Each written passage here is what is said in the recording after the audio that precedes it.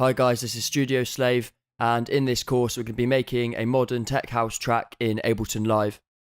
So firstly, before we start diving into the tutorial and making the track, what we're going to do is a little bit of research into what constitutes a good tech house track in 2017.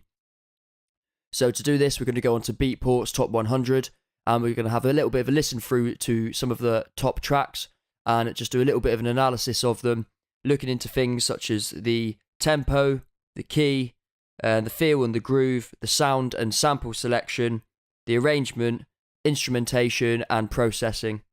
So what I'm going to do now is just start playing through some of these tracks in the top 100 and just listen to little snippets at random and try and get an idea for the general vibe of tech house tracks.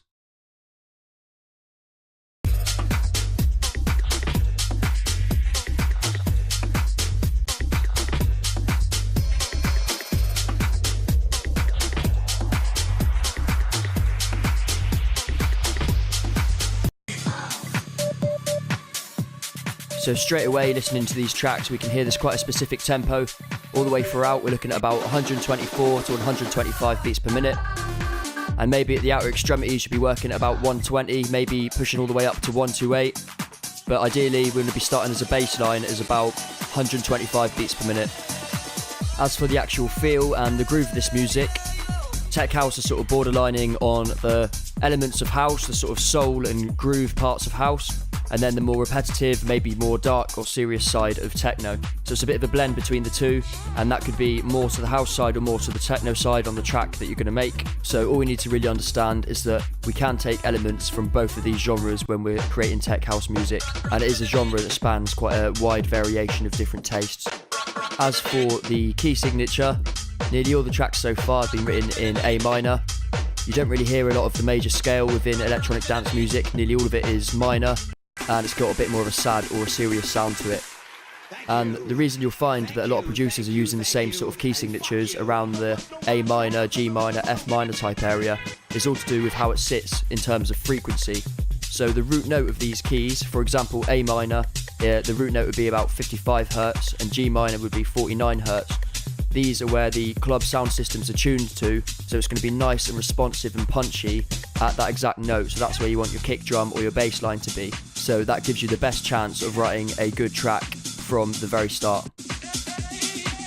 Some of these tracks have got quite a bit of swing on them, other ones not so much, so that's where you can veer off towards the techno side, which is probably going to have less swing, as opposed to the house side, which would have more.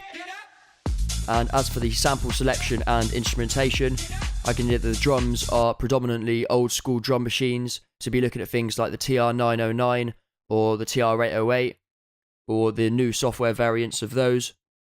And what we can do is process those to get nice chunky drums and a nice punchy sound. There's not a great deal in the way of instrumentation because it's mainly focused on the drum rhythms and the groove. And as far as acapellas and vocals go, there's no real vocal lines within this genre. It's mainly just chopped up vocals, and they're used to enhance the rhythm rather than to actually be heard as a full-on vocal lyric.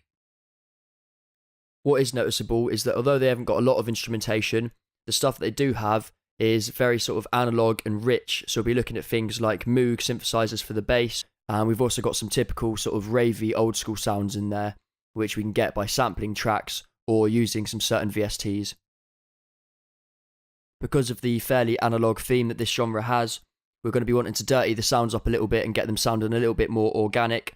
So for processing, we'll be looking at things such as saturation, distortion, parallel compression, and just general effects that we can use to get our sounds nice and punchy and chunky while still maintaining that old school sound. With regards to the arrangement of these tracks, it will become a little bit more obvious when we start pulling them in and referencing them in the DAW, but it doesn't really follow the typical arrangement that you'd find in like pop songs, where you've got your verse, and then you've got your chorus, then you have your break, then you might have another verse, and then maybe a middle eight, and then the outro. These are solely focused on building the groove, so it doesn't really have delegated sections like that. It just has building the tension up, and then you might have a few little peaks and troughs where you have your breakdowns, and then your first chorus, and then another breakdown, and then maybe a second chorus. But you're slowly increasing the energy and building on the groove, and then you'll have your typical intro and outro for the DJs. So we'll look at that in more detail later on.